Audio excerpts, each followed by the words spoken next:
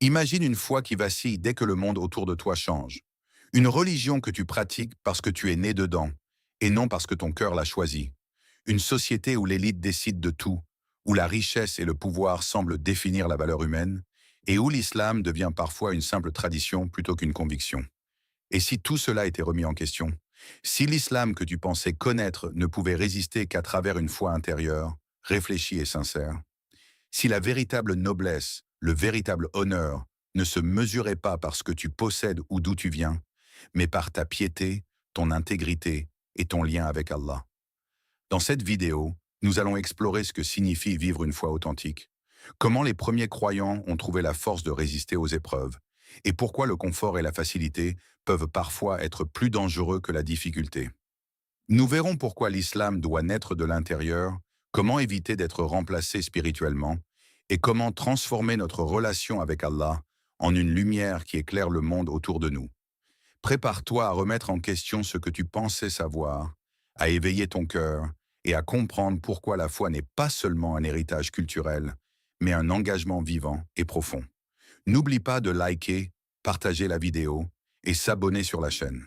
Ils prient parce qu'on leur a appris à prier. Ils jeûnent parce que tout le monde jeûne autour d'eux. Ils se disent musulmans comme on se dit héritiers d'un nom, d'une langue, d'un quartier, sans jamais s'être demandé au fond pourquoi. Il existe une foi qui se transmet comme une habitude. Elle circule dans l'air familial, dans les traditions, dans les regards rassurants de l'entourage. Elle ne demande aucun effort particulier, aucun combat intérieur. Tant que l'environnement protège, cette foi semble solide. Elle tient debout parce que tout autour d'elle la soutient. La mosquée est proche, les repères sont clairs, la société valide. Alors on confond stabilité et profondeur. Mais il suffit d'un déplacement, un nouveau pays, un nouveau cercle social, une pression différente, plus subtile, plus sournoise. Et soudain, ce qui paraissait évident devient flou. Les questions arrivent sans prévenir. Les certitudes, elles, ne savent pas répondre, parce qu'elles n'ont jamais été travaillées.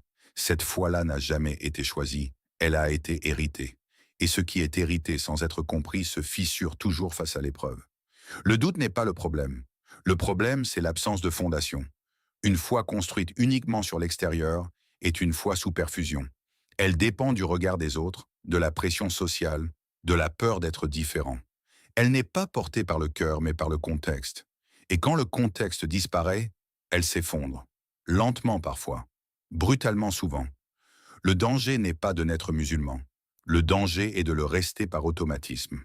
Car l'islam n'a jamais été conçu comme une simple identité culturelle. C'est une adhésion consciente, un engagement intérieur, une relation vivante entre le cœur et son créateur. Le Coran rappelle cette réalité avec une clarté troublante. Les Bédouins ont dit « Nous avons la foi ». Dit « Vous n'avez pas encore la foi ». Dites plutôt « Nous nous sommes soumis, car la foi n'a pas encore pénétré vos cœurs ». Sourate Al-Hujura, 49, verset 14. Ce verset ne condamne pas. Il diagnostique. Il distingue l'apparence de la profondeur. Il sépare l'islam visible de la foi enracinée. La foi véritable n'est pas celle qui se voit quand tout va bien, mais celle qui tient quand personne ne regarde, quand plus rien n'encourage, quand tout pousse à lâcher. Construire une foi solide demande du courage, celui de questionner, de comprendre, de chercher le sens derrière les pratiques, de transformer les gestes hérités en actes choisis. Une prière comprise n'est plus un fardeau, elle devient un refuge. Un jeûne conscient n'est plus une contrainte, il devient une libération. L'islam enraciné dans le cœur ne dépend ni du lieu ni de l'époque. Il traverse les changements, les crises identitaires, les tempêtes idéologiques, parce qu'il ne tient pas sur l'environnement, il tient sur la conviction. Et une conviction, une vraie, ne s'effondre pas quand le décor change. Elle s'affermit, elle résiste, elle avance. Les civilisations fondées sur des hiérarchies injustes. Le rappel expose comment les sociétés anciennes reposaient sur une structure injuste. Une élite politique, une élite religieuse et une élite financière, protégées par un système qui plaçait le reste de l'humanité au rang de simples exécutants. Ces hiérarchies étaient justifiées au nom de Dieu, du sang ou de la richesse. Ce modèle n'était pas propre à une seule civilisation, mais largement répandu. Le message montre que ce système oppressif est précisément ce que la révélation est venue briser en redonnant à chaque être humain sa dignité. À chaque époque, le décor change. Les visages, les langues, les symboles aussi. Mais derrière les pierres des palais et les discours solennels, le même schéma revient, presque obstiné. Des civilisations entières ont été bâties sur une idée simple et brutale. Certains naissent pour commander, d'autres pour obéir. Certains pour décider, d'autres pour exécuter. Et surtout ne pas remettre l'ordre en question. Au sommet, toujours les mêmes piliers. Une élite politique qui concentre le pouvoir et écrit les règles. Une élite religieuse qui sacralise ces règles, leur donnant un vernis divin. Et une élite financière qui contrôle les ressources, tenant les peuples par la faim, la dette ou la dépendance. Ensemble, elles formaient un système verrouillé, autoprotégé, où chacun renforçait l'autre. Le pouvoir s'habillait de sacré, le sacré se nourrissait du pouvoir, et l'argent huilait l'ensemble. Pour le reste de l'humanité, il n'y avait pas de place pour la voix, encore moins pour la dignité. Les masses étaient réduites à des fonctions. Travailleurs, soldats, serviteurs. Des chiffres, pas des vies. Leur valeur dépendait de leur utilité. Leur sort était décidé ailleurs, loin, au-dessus. On leur demandait d'accepter, de se taire, parfois même de remercier. Et pour que ce système tienne, il fallait des justifications. On invoquait Dieu pour expliquer l'injustice. C'est l'ordre divin. On invoquait le sang. Ils sont nés supérieurs. On invoquait la richesse. Ils méritent parce qu'ils possèdent. Chaque civilisation avait son discours. Mais la mécanique restait la même. L'oppression n'était pas accidentelle. Elle était structurelle. Ce modèle n'appartenait pas à un peuple précis ni à une région particulière. De l'Orient à l'Occident, de l'Antiquité aux empires plus récents, les hiérarchies injustes se ressemblaient. Elles se transmettaient comme un héritage empoisonné. Et plus le temps passait, plus l'injustice se normalisait. On finissait par ne plus la voir. Ou pire, par la défendre. C'est précisément là que la révélation intervient. Non pas pour réaménager le sommet, mais pour renverser la logique entière.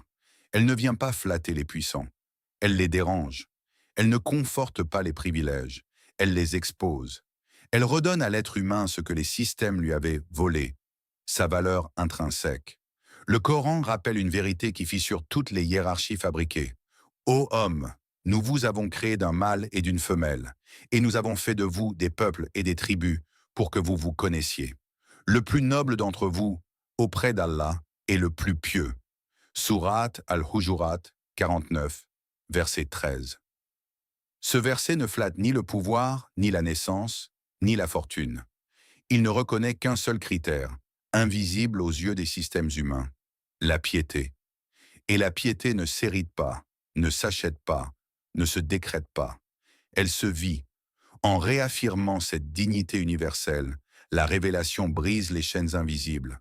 Elle rappelle que nul n'a le droit de se prendre pour un Dieu sur terre, que nul n'est condamné à l'humiliation, et que toute hiérarchie qui nie l'humanité de l'autre est vouée à tomber, tôt ou tard. La révolution du Coran, l'égalité humaine. L'islam a bouleversé les fondements de ces sociétés en affirmant que tous les êtres humains proviennent d'une même origine. Aucune lignée, aucune richesse, aucun statut ne rend quelqu'un supérieur aux autres. Cette égalité n'est pas seulement théorique, elle est vécue quotidiennement dans la prière, où tous se tiennent côte à côte devant Allah. En abolissant les privilèges sociaux devant le Créateur, l'islam restaure une dignité universelle. Cette vision transforme la société en profondeur et rappelle que l'homme n'est honoré que par son lien avec Allah. Puis vient la rupture, silencieuse au départ, presque invisible pour ceux qui regardaient le monde depuis les hauteurs du pouvoir. Une révolution sans armée, sans palais conquis, sans trône renversé par la force. Une révolution qui commence par une phrase simple, mais insupportable pour les anciens ordres. Vous êtes tous issus d'une même origine. Le Coran ne négocie pas avec les hiérarchies humaines. Il ne cherche pas à les réformer à la marge. Il les vide de leur substance. Il rappelle que derrière les titres, les fortunes et les noms, il n'y a qu'une réalité. Des êtres humains façonnés de la même matière, dépendant du même souffle, retournant vers la même fin. Ce rappel était un choc, car il arrachait aux élites leur argument le plus précieux, l'idée d'une supériorité naturelle. Dans cette vision, aucune lignée ne donne de droits supplémentaires. Aucun compte en banque n'élève l'âme. Aucun statut social n'impressionne le Créateur. Tout ce que les sociétés avaient sacralisé est ramené à sa juste place, celle d'éléments secondaires, temporaires, presque anecdotiques face à l'éternité. Le combat contre son propre ego, nafs. Un des messages centraux est que le véritable djihad est intérieur. Même sans influence extérieure, le croyant doit lutter contre ses désirs, ses habitudes et ses mauvaises inclinations. Le ramadan agit comme un entraînement spirituel. Faim, soif et discipline permettent de reprendre le contrôle de soi. Le script insiste sur le fait que celui qui réussit ce combat développe une force intérieure durable. Ce n'est pas seulement un mois d'abstinence, mais un mois de transformation profonde où l'on apprend à dire non à son ego pour dire oui à Allah. Cette égalité n'est pas un slogan abstrait. Elle s'incarne dans le geste le plus répétitif et le plus central de la vie musulmane, la prière. 5 fois par jour, les corps s'alignent, les épaules se touchent, les différences disparaissent. Le riche et le pauvre, le dirigeant et l'ouvrier, l'érudit et l'ignorant se tiennent côte à côte, orientés vers la même direction, soumis au même Seigneur. Aucun tapis réservé, aucun rang privilégié, aucun passe-droit devant Allah. Ce simple alignement est en soi une déclaration politique et spirituelle. Il dit que personne ne prie plus aucun autre, que personne ne se prosterne avec plus de valeur. Devant le Créateur, les masques sociaux tombent. Il ne reste que des serviteurs. Le Coran ancre cette révolution dans une parole limpide. Ô hommes, craignez votre Seigneur qui vous a créé d'un seul être et a créé de celui-ci son épouse, et qui de ces deux-là a fait répandre une multitude d'hommes et de femmes. Sourate An-Nisa 4, verset 1. Ce verset ne cherche pas à convaincre par la force. Il rappelle une évidence oubliée, une seule origine, une seule humanité, et par conséquent, aucune justification valable à l'arrogance, à l'écrasement ou au mépris.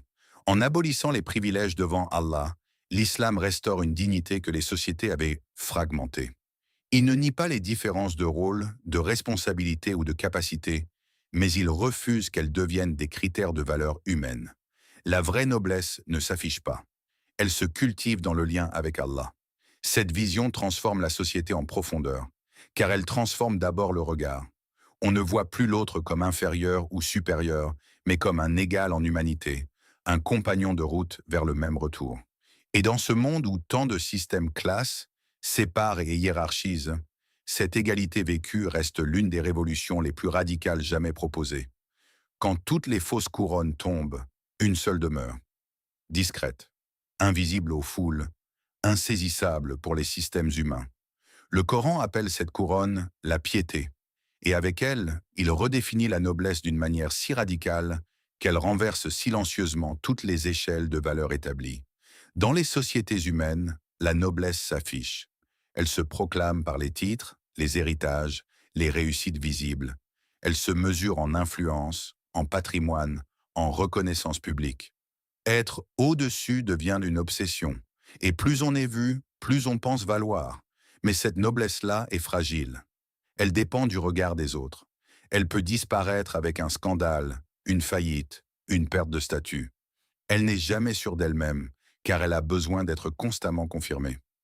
Le Coran balaie cette logique d'un seul mouvement. Il affirme que la valeur réelle d'un être humain ne se trouve ni dans ce qu'il possède, ni dans ce qu'il montre, ni dans ce dont il hérite. Elle se trouve dans ce qu'il est, quand personne ne regarde. Dans sa conscience d'Allah, dans sa capacité à rester droit quand le mensonge serait plus rentable, dans sa fidélité à la vérité quand le silence serait plus confortable. La piété n'est pas une posture, elle n'est pas un costume spirituel, elle est une vigilance intérieure, une présence d'Allah qui oriente les choix, discipline les désirs, freine l'injustice. Elle transforme la manière de parler, de gagner sa vie, de traiter les autres. Et parce qu'elle est intérieure, elle échappe à toute récupération par les élites autoproclamées. Aucun système ne peut la monopoliser, aucun pouvoir ne peut la distribuer. Le Coran pose ce principe avec une clarté qui ne laisse aucune échappatoire. Le plus noble d'entre vous, auprès d'Allah, est le plus pieux. Sourate Al-Hujurat 49, verset 13. Ce verset est court, mais son impact est immense. Il retire toute légitimité aux hiérarchies fondées sur l'ego. Il ne demande pas qui dirige, qui possède ou qui hérite. Il demande qui craint Allah dans ses actes, qui est juste quand il pourrait être injuste, qui est honnête quand la tricherie serait invisible.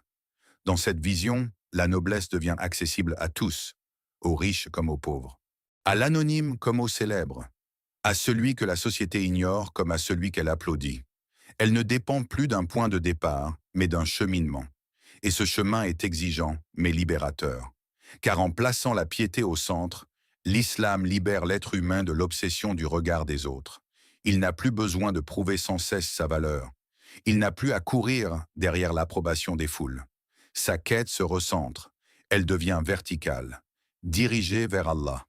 Et dans ce recentrage, l'homme retrouve une paix que ni le prestige, ni la domination n'ont jamais su offrir.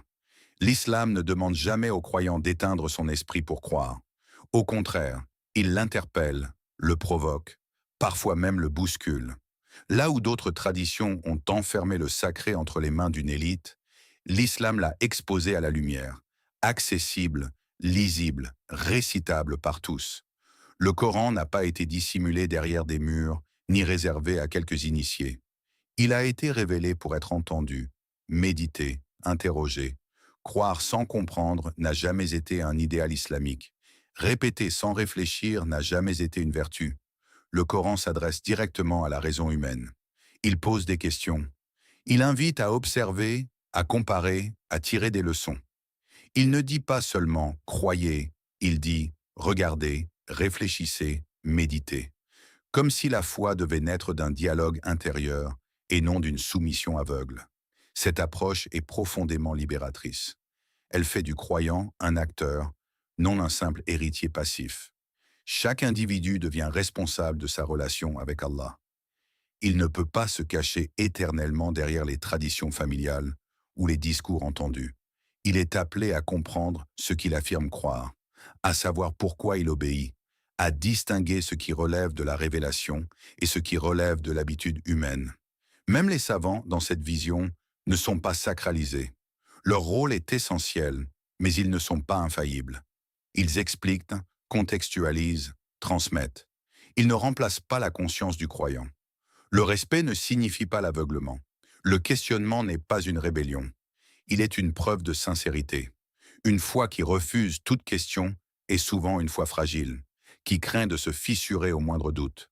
Le Coran valorise explicitement cette intelligence en mouvement. Ne médite-t-il donc pas sur le Coran? Ou y a-t-il des verrous sur leur cœur? Sourate Muhammad 47, verset 24. Ce verset n'accuse pas l'ignorance, mais la fermeture. Il ne reproche pas de ne pas savoir, mais de ne pas chercher. Car ce qui protège la foi, ce n'est pas l'absence de questions, c'est la sincérité dans la recherche des réponses. Une foi réfléchie est plus résistante qu'une foi héritée sans compréhension. Elle traverse les doutes sans s'effondrer. Elle affronte les critiques sans paniquer. Elle sait faire la différence entre l'erreur humaine et la vérité divine. Et surtout, elle ne se laisse pas manipuler.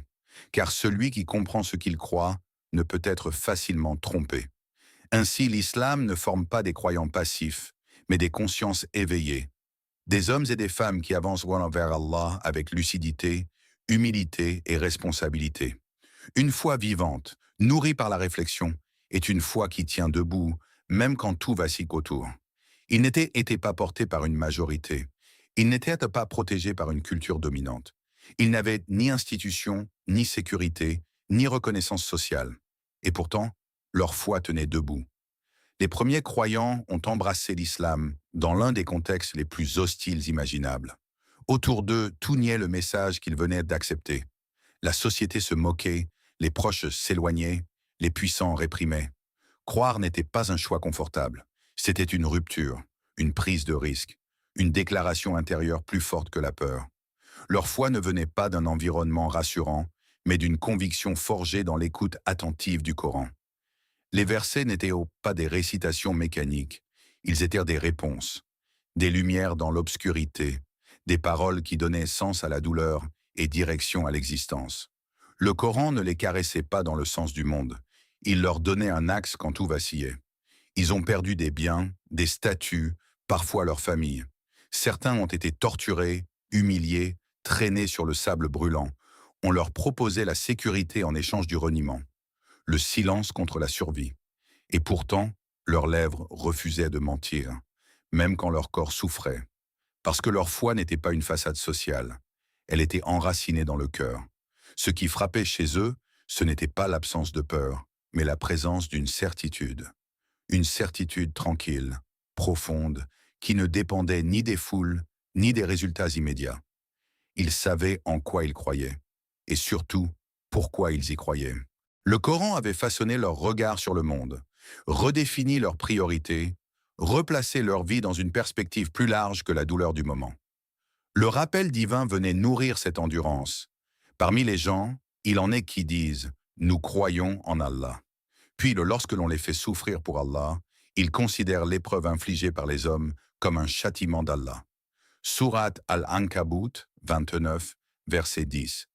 Ce verset distingue la foi déclarée de la foi éprouvée. Il montre que la pression extérieure révèle ce qui est réellement ancré à l'intérieur. Les premiers croyants n'étaient pas parfaits, mais ils étaient sincères. Et cette sincérité les rendait inébranlables. Leur force intérieure n'était pas spectaculaire. Elle était silencieuse. Elle ne criait pas. Elle tenait, jour après jour, épreuve après épreuve, sans environnement favorable, sans applaudissements, sans garantie visible. Aujourd'hui, leur exemple reste un repère. Une foi authentique ne disparaît pas sous la pression sociale, intellectuelle ou culturelle. Elle peut être mise à l'épreuve, secouée, interrogée.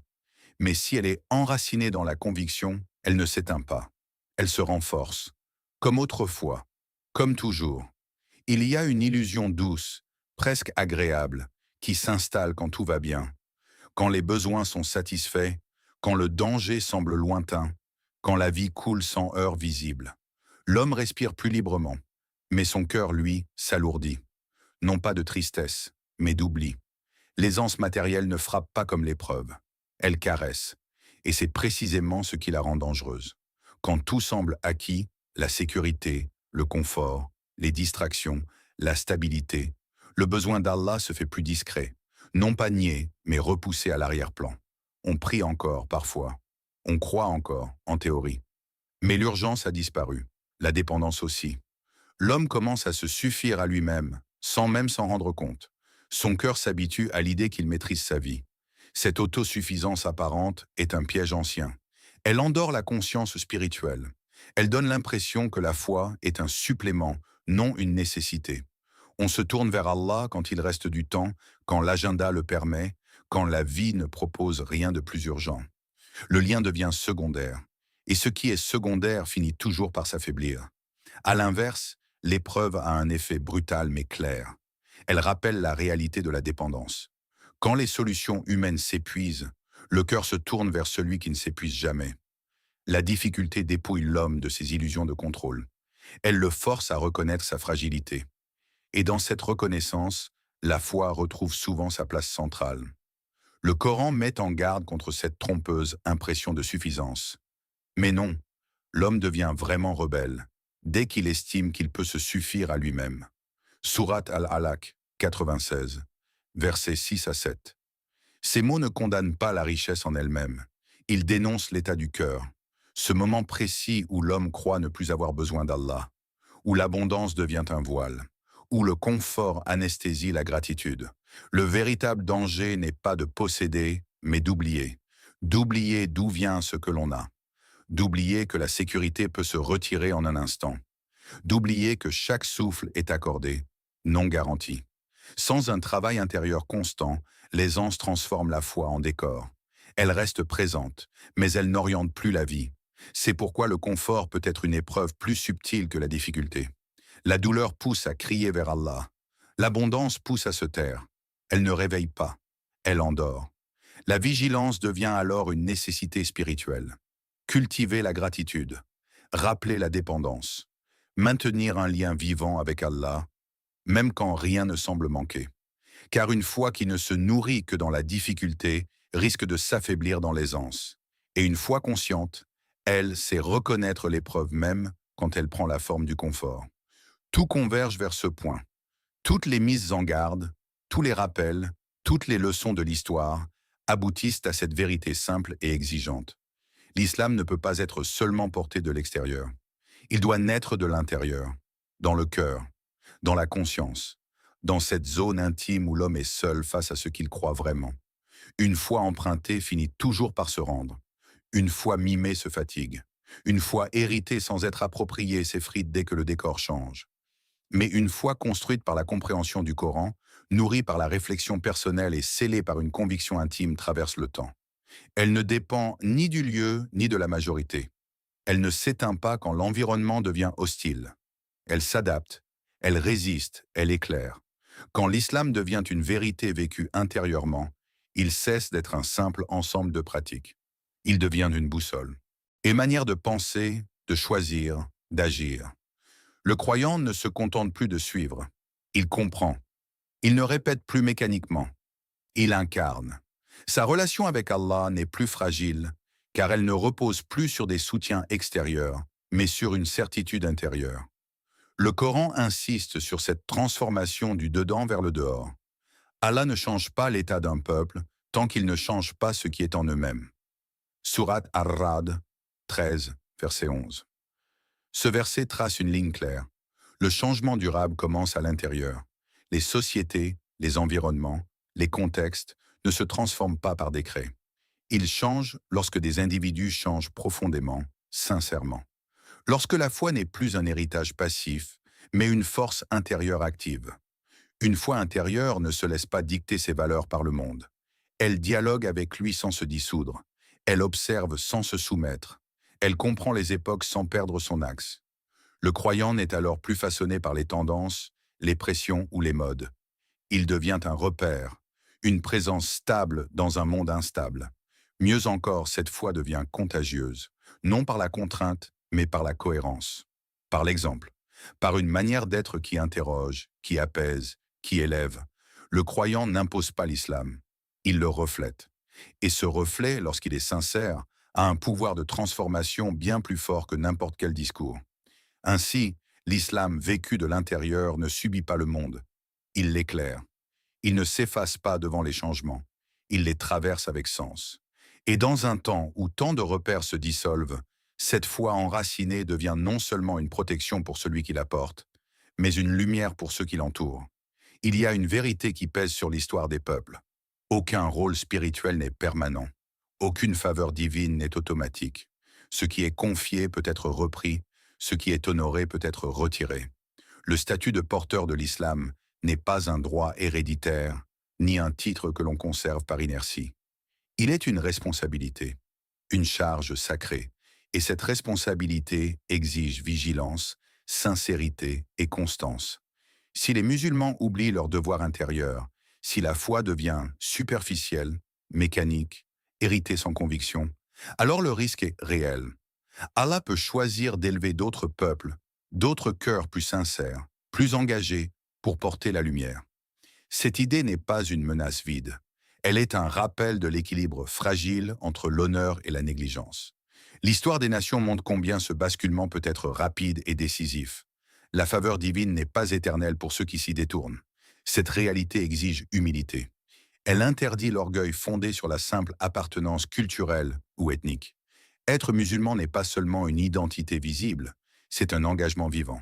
Chaque jour, chaque pensée, chaque acte peut renforcer ou affaiblir ce lien avec Allah. Chaque effort sincère pour comprendre, méditer et agir selon le Coran solidifie le rôle de gardien de la foi. Chaque négligence, au contraire, ouvre la porte à la fragilité spirituelle. Le Coran rappelle cette responsabilité avec force. Si vous vous détournez, il vous remplacera par un autre peuple, puis ils ne seront pas comme vous. Sourate Muhammad 47, verset 38. Ce verset ne joue pas sur la peur gratuite. Il établit une dynamique spirituelle. L'honneur d'être porteur de l'islam se mérite, il se cultive, il se protège. Le croyant ne peut pas se reposer sur des acquis, même anciens. La crainte qu'Allah puisse confier cette mission à d'autres est saine. Elle aiguise l'âme, elle pousse à l'introspection, elle l'incite à renouveler sa foi chaque jour. Ainsi, l'islam devient un engagement actif, pas un simple héritage. La foi n'est pas une décoration, mais un travail constant. Et la conscience que le rôle spirituel peut être confié à d'autres transforme l'attachement en vigilance, la gratitude en effort et la croyance en action. Dans ce cadre, chaque croyant est appelé à renforcer sa relation avec Allah, à purifier ses intentions et à s'investir sincèrement dans sa pratique. Car seule une foi vivante, nourrie par l'écoute, la réflexion et la sincérité, peut résister aux épreuves, aux tentations et aux distractions du monde. Le message est clair, être porteur de l'islam est un honneur temporaire que l'on doit mériter chaque jour, par le cœur et par les actes. Ô Allah, toi qui connais les secrets de nos cœurs, ancre notre foi profondément, au-delà des mots et des habitudes. Ne permets pas que notre islam soit un héritage vide, transmis comme un simple nom ou un geste mécanique. Fais que chaque acte de dévotion naisse d'une conviction sincère, d'une compréhension vivante de ton livre et de tes enseignements. Donne-nous la lumière pour distinguer la vérité du mensonge, la force pour résister aux séductions de ce monde et aux pressions qui affaiblissent le cœur. Renforce notre piété, afin que notre noblesse ne soit pas mesurée par le rang, la richesse ou le regard des autres, mais par notre droiture et notre fidélité envers toi. Ô Allah, fais de nous des porteurs de lumière, des exemples de foi vivante et réfléchie dans nos familles, nos sociétés et notre époque. Protège-nous de l'oubli et de l'insouciance, et éloigne-nous de la superficialité qui fait vaciller la croyance. Ne nous laisse jamais parmi ceux qui sont remplacés, mais fais que nous méritions chaque jour notre rôle de serviteur sincère. Fais que notre cœur soit un refuge où ton nom trouve repos, et notre vie un témoignage de ton amour et de ton guide. Amen. Si ce message te touche, n'hésite pas à liker cette vidéo, la partager avec ceux qui en ont besoin, et t'abonner à la chaîne pour ne rien manquer de nos prochains voyages spirituels. Ensemble, faisons grandir notre patience et notre foi.